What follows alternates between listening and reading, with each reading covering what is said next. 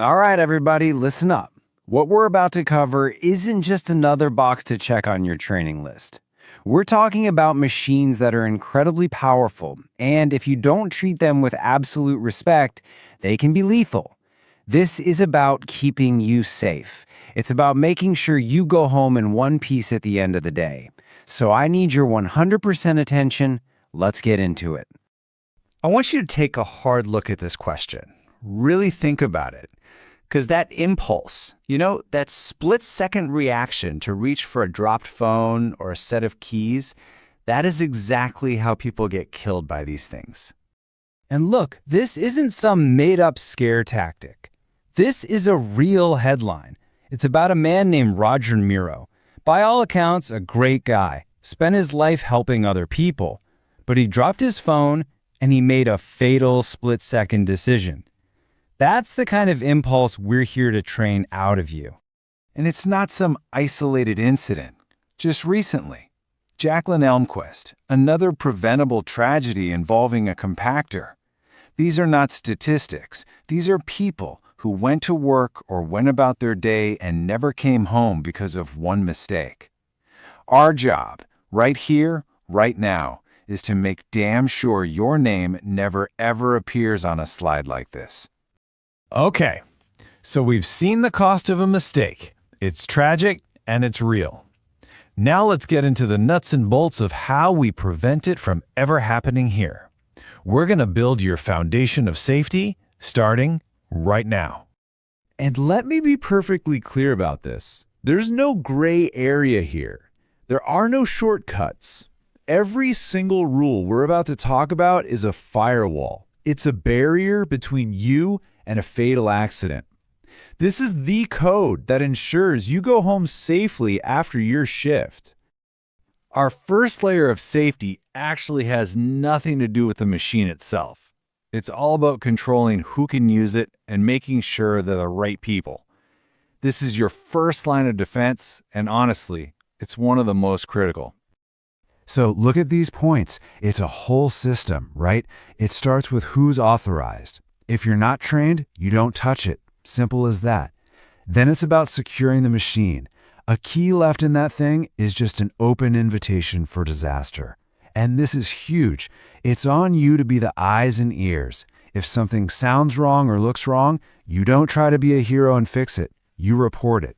Because using a broken compactor, that's like driving a car with no brakes. You just don't do it.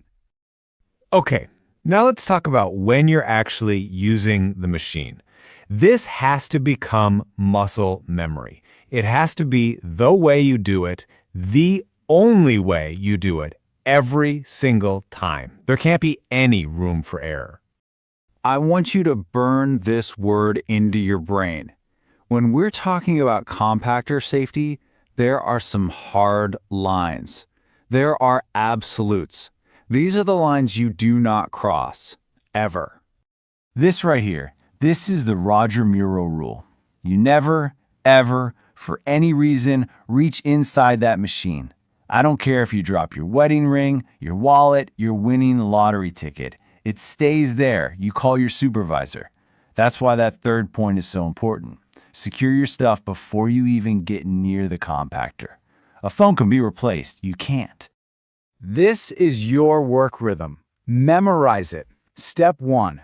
That door is a shield. It stays shut unless you are actively putting something in. Step 2. Don't let the trash pile up. Run a cycle after every load. This prevents jams. And step 3. Before you load again, you always check that the blade is all the way back. These 3 steps, in this exact order, every time. That's how you stay safe. All right, now we have to talk about probably the single most dangerous thing you'll be tempted to do on any job. It's that little voice in your head that says, hey, I know a quicker way to do this, especially when the machine is acting up. That's what we call a workaround. And this definition, it comes from forensic engineers. You know, the people who investigate accidents after they happen. A workaround is not a solution. It's basically you admitting that the system is broken and you're just going to roll the dice. It's a temporary patch that creates a permanent, deadly danger. Let's look at a real case. On the left, that's how the machine is designed. It's smart. It's automatic. The safety interlock on the door makes it physically impossible for that ram to move if the door is open. The operator is safe. But now look at the right. That's the workaround. A sensor breaks. Instead of fixing it, the safety lock on the door is bypassed so someone can just reach in and clear a jam. Just like that, the operator is completely exposed. Now listen to this, because it's the most important part. The broken part, the bad sensor, that didn't almost sever a man's arm, it was the human decision to bypass the safety system that did. A workaround is never a fix. It is a choice, and it is always the wrong one. Let me be as blunt as I can possibly be. Bypassing a safety feature is a fireable offense. It is a direct violation of our procedures. These things, the interlocks, the guards, the emergency stop buttons, they are the only things that physically stop that machine from killing you. You never, ever defeat them. So, what happens when things do go wrong? A jam happens, you hear a strange noise, maybe there's an accident. Panicking is not a plan.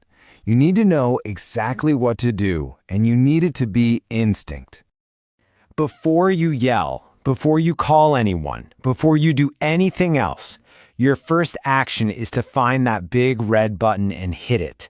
That's what it's there for. It's the fastest way to kill the power. Your muscle memory has to be, something's wrong, hit the button.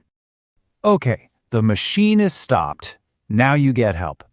This list, or one very much like it, should be posted right next to every single compactor on site. If there is any kind of injury, you call 911 first. Then, you report any and all issues to facilities. You should probably just take a picture of this right now and put these numbers in your phone. You know, ultimately, this all comes down to you. It's about the decisions you make every single minute you're on the clock. You have a personal responsibility to yourself, to your coworkers, and to your family to follow these procedures every single time. Think of this training, all these rules, as a shield. It's been handed to you. But a shield doesn't do you any good if you don't pick it up and use it every day. The rules are your protection. The choice to follow them, well, that's on you. So make the right one. Stay safe out there.